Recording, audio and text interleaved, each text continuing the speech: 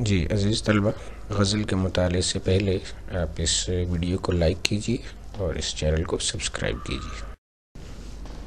بسم اللہ الرحمن الرحیم۔ عزیز طلبہ و طالبات، آج ہم مرزا غالب کی معروف زمانہ غزل پڑھیں گے اور اس کے اشعار کا مفہوم سمجھنے کی کوشش کریں گے۔ غزل کا مطلع سب سے پہلے ملاحظہ ہو: ہزاروں خواہشیں ایسی کہ ہر خواہش پہ دم نکلے، ہزاروں خواہشیں ایسی کہ ہر خواہش پہ دم نکلے، بہت نکلے میرے ارمان لیکن پھر بھی کم نکلے۔ اب سب سے پہلے تو ہم یہ دیکھیں کہ اس میں کوئی فنی محاسن اگر ہیں تو ہم اس کو دیکھتے ہیں۔ اچھا، فنی محاسن میں جو بیسیکلی چیزیں دیکھی جاتی ہیں وہ کچھ صنعتوں کا استعمال ہوتا ہے، بھی تلمیح ہے، تضاد ہے، تشبیہ ہے، استعارہ ہے۔ یہاں پہ ہمیں سب سے پہلی جو چیز نظر آ رہی ہے وہ بہت اور کم، یہ آپس میں متضاد ہے، تو یہاں پہ صنعت تضاد کا استعمال ہو گیا۔ دم اور کم یہاں پہ کافی ہے، اور نکلے دونوں مصروں میں آیا ہے، ریپیٹ ہوا ہے، تو یہ ردیف ہے۔ اچھا جی، اب اس کے مفہوم کی طرف آتے ہیں کہ ہزاروں خواہشیں ایسی، خواہشیں مطلب آرزویں، تمنائیں، کہ ہر خواہش پہ دم نکلے، یعنی دل چاہے کہ ہر خواہش جو ہے وہ پوری ہو جائے۔ صحیح ہے۔ بہت نکلے میرے ارمان، یعنی بہت ہی آرزویں گویا ایک طرح سے میری پوری بھی ہوئیں لیکن پھر بھی کم نکلے، لیکن شاعر یہ کہتا ہے کہ مجھے یوں ہی لگتا ہے کہ میری یہ آرزویں جو ہیں پوری نہیں ہوئی ہیں، پھر بھی کم پوری ہوئی ہیں۔ اب بنیادی طور پر شاعر نے یہاں پر ایک انسانی جبلت کی بات کی ہے، ٹھیک ہے۔ انسان جو ہے وہ گویا خواہشات کا ایک ایسا گھڑا ہے جو کبھی بھی بھر نہیں سکتا، ٹھیک ہے۔ اس کے دل میں خواہشات ہزاروں کی تعداد میں پنپتی رہتی ہیں اور اس کی یہ کوشش ہوتی ہے کہ اس کی ہر خواہش پوری ہو، لیکن ایسا تو ہوتا نہیں ہے کہ انسان جو ہے جو خواہش کرے وہ پوری بھی ہو جائے۔ ہاں، لیکن یہ ضرور ہے کہ جب تک وہ زندہ ہے اس کا دل جو ہے وہ نت نئی خواہشوں کا مرکز ضرور بنا رہتا ہے، اس میں یہ خواہشیں جو ہے وہ پیدا ہوتی رہتی ہیں۔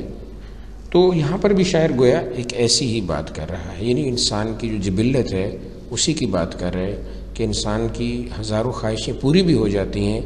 لیکن اگر کوئی ایسی خواہش پوری نہ ہو، گویا محبوب کو پانے کی خواہش اگر شاعر کی پوری نہیں ہوئی ہے تو شاعر یہ کہتا ہے کہ گویا میری کوئی بھی خواہش پوری نہیں ہوئی ہے۔ اس کو وہ جو خواہشیں پوری ہو چکی ہیں ان کی کوئی ویلیو یا اہمیت وہ اس کو نظر ہی نہیں آتی۔ دوسرا شعر دیکھیے: ڈرے کیوں میرا قاتل، کیا رہے گا اس کی گردن پر، وہ خون جو چشم تر سے عمر بھر یوں دم بدم نکلے۔ اب دم بدم جو ہے یہ یہاں پہ جو ہے وہ کافی ہے، نکلے پھر اس طرح ردیف ہے، لیکن اس شعر میں فنی محاسن آپ دیکھیں تو فنی محاسن میں اس پہ کویسچن مارک آپ کو نظر آ رہا ہے کہ گویا ایک طرح سے سوال اس نے کیا ہے، ٹھیک ہے۔ تو اصل میں جو مرزا غالب ہے وہ اپنے محبوب پر طنز کر رہے ہیں، وہ بلکہ اس کے ڈر اور اس کے خوف پر طنز کر رہے ہیں کہ بھئی یہ جو شاعر ہے یہ اس کے عشق میں یا غم میں مبتلا ہو کہ اگر مر گیا تو کہیں محبوب پر جو ہے وہ اس کے قتل کا الزام نہ لگ جائے۔ تو شاعر کہتا ہے کہ ڈرنے کی ضرورت نہیں ہے، تم پر میرے قتل کا کوئی الزام نہیں آئے گا، کیونکہ میرا سارا خون جو جسم سے ہے وہ تو آنسوؤں کی شکل میں پہلے ہی نکل چکا ہے، وہ تو پہلے ہی بہہ چکا ہے، مسلسل بہتا رہا ہے۔ اب میرے جسم میں تو جان رتی برابر بھی نہیں ہے، اب اگر میں مر بھی جاؤں تو کم از کم جو ہے وہ تم پر میرے قتل کا الزام نہیں آئے گا۔ تیسرا شعر ہے: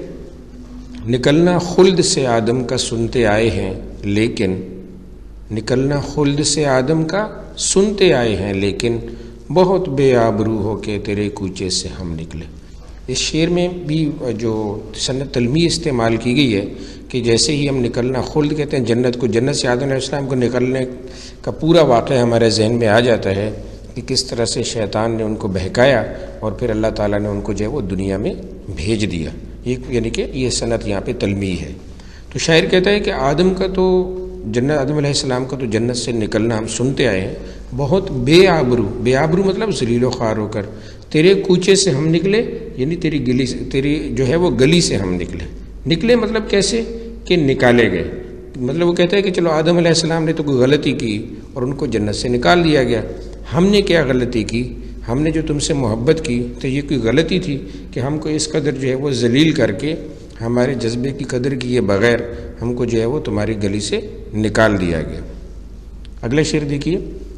بھرم کھل جائے ظالم تیری قامت کی درازی کا، بھرم کھل جائے ظالم تیرے قامت کی درازی کا، اگر اس ترائے پر پیچ و خم کا پیچ و خم نکلے۔ بھرم کھل جائے، بھرم یعنی یوں سمجھ لیجئے کہ یہاں پہ تو لفظی مطلب میں تو وہی بنے گا راز کھلنا، ٹھیک ہے۔ قامت کہتے ہیں قد کو، درازی کہتے ہیں لمبائی کو۔ اچھا ترا اصل میں وہ بال ہوتے ہیں جو پیشانی پر جو ہے وہ بال کھائے ہوئے ہوتے ہیں، جمع ہوتے ہیں۔ پیچ و خم ہونا مطلب جو اکٹھے ہو کے ایسے۔ تو شاعر کیا کہتے ہیں، اصل میں جو اردو غزل ہے آپ اچھے سے جانتے ہیں کہ اس میں شعراء حضرات کا پسندیدہ موضوع جو ہے وہ آنکھیں ہیں، وہ ہونٹ ہیں، یا پھر محبوب کے بال ہیں جس کو زلف دراز بھی وہ کہتے ہیں۔ تو یہی بات اس نے یہاں، تو شاعر یہ کہتا ہے کہ تیرا جو لمبا قد ہے وہ تیرے حسن میں اضافہ کرتا ہی کرتا ہے، لیکن اگر اس پر جو ہے تیری پیشانی کے بال جو تو نے ترائے پہ پر پیچ و خم، یعنی جو سر کے اوپر تیرے بال ہیں، اگر تو جو ہے وہ ان بالوں کو کھول دے تو تیری جو ہے وہ حسن جو ہے وہ گویا اور بڑھ جائے، ٹھیک ہے نا۔ وہ کہتے ہیں بھرم کھل جائے ظالم تیری قامت کی درازی کا، اگر اس ترائے، یعنی وہ شاید یہ کہنا چاہتا ہے کہ تمہاری جو زلفیں ہیں، تمہارے جو بال ہیں وہ لمبے ہیں بہت زیادہ، ٹھیک ہے نا۔ تو وہ جو تمہاری قامت کی درازی تمہیں خوبصورت بنا رہی ہے، ہو سکتا ہے کہ تمہارے بالوں کا کھلنا، یعنی کھلے بال جو ہیں وہ تمہارے حسن میں اور زیادہ جو ہے وہ اضافہ کر دیں۔ اگلا شعر ہے، ہوئی جن سے توقع خستگی کی داد پانے کی، ہوئی جن سے توقع خستگی کی داد پانے کی، وہ ہم سے بھی زیادہ خستہ تیغ ستم نکلے۔ خستگی مطلب برے حالات، ٹھیک ہے، بدحالی کے معنوں میں آئے گا۔ توقع کہتے ہیں امید کو، ٹھیک ہے۔ ہم سے بھی زیادہ خستہ وہی زخمی، بدحال، تیغ ستم نکلے یعنی ظلم و ستم کا شکار نکلے۔ اچھا دو چیزیں یہاں پہ، ایک تو شاعر جو ہے وہ اپنی بدقسمتی کی بات کر رہا ہے کہ بھئی میری یہ بدقسمتی ہے کہ میں نے اپنی مشکل میں جس کو بھی پکارا ہے، جس سے بھی مدد طلب کی ہے، وہ مجھ سے بھی زیادہ حالات کا مارا ہوا نکلا ہے، ٹھیک ہے، وہ مجھ سے بھی زیادہ حالات کا مارا ہوا نکلا ہے۔ اچھا دوسرا وہ یہاں پہ یہ بھی کہنا چاہ رہے ہیں کہ بھئی یہ بھی ایک دنیا کا وتیرہ ہے کہ بھئی ہر شخص کسی نہ کسی مصیبت کا شکار رہتا ہی رہتا ہے، یعنی اس کو کوئی نہ کوئی غم ہے، چاہے وہ غم جانا ہے، چاہے وہ غم دوراں ہے، وہ کسی نہ کسی غم میں مبتلا ضرور ہے، ٹھیک ہے جی۔ اب اگلا شعر دیکھیے، محبت میں نہیں ہے فرق مرنے اور جینے کا، محبت میں نہیں ہے فرق مرنے اور جینے کا، اسی کو دیکھ کر جیتے ہیں جس کافر پہ دم نکلے۔ واہ کیا خوبصورت شعر ہے، اور بہت گہری بات کی ہے یہاں پہ، اور ایک انسانی فطرت کے بالکل جو ہے وہ موافق بات کی ہے۔ لیکن سب سے پہلے ہم یہاں پہ اس کے فنی محاسن دیکھ لیتے ہیں کہ مرنا اور جینا یہ بھی متضاد ہیں۔ یہ دوسرے مصرے میں اسی کو دیکھ کر جیتے ہیں اور دم نکلے یعنی مرنا، یہ دو چیزیں، تو یعنی دونوں مصروں میں غالب نے کمال خوبصورتی کے ساتھ صنعت تضاد کو جو ہے وہ استعمال کیا ہے۔ اور یہ بات میں آپ کو پہلے بھی ایک غزل کے مفہوم میں بتا چکا ہوں کہ یہ جتنی بھی صنعتیں شعراء حضرات استعمال کرتے ہیں، چاہے وہ صنعت تضاد ہے، چاہے وہ تلمیح ہے، چاہے وہ تشبیہ ہے، چاہے وہ جو بھی ہے، وہ بنیادی طور پر وہ شعر کے حسن میں، اس کے معانی میں، وہ اس میں اس کی خوبصورتی میں اضافہ کرتے ہیں، ٹھیک ہے نا، اس کو گہرائی عطا کرتے ہیں۔ اب یہ دیکھیں یہاں پہ شاعر جو وہ ایک عام سی حقیقت کو بڑی ہی خوبصورت انداز میں بیان کر رہا ہے۔ وہ کہتا ہے کہ محبت میں مرنا اور جینا برابر ہے، اس میں کوئی فرق نہیں ہے، ٹھیک ہے نا۔ سمپل بات یہ ہے کہ شاعر جس پہ مرتا ہے یا عاشق کوئی بھی ہے، وہ جس پہ مرتا ہے یعنی جس کو اپنے دل سے چاہتا ہے اس کے لیے وہ جان دینے کے لیے بھی تیار ہے، ٹھیک ہے نا، سمپل سی بات ہے۔ وہ کہتا ہے کہ میں اپنے محبوب سے اتنا پیار کرتا ہوں گویا کہ اس کو دیکھے بغیر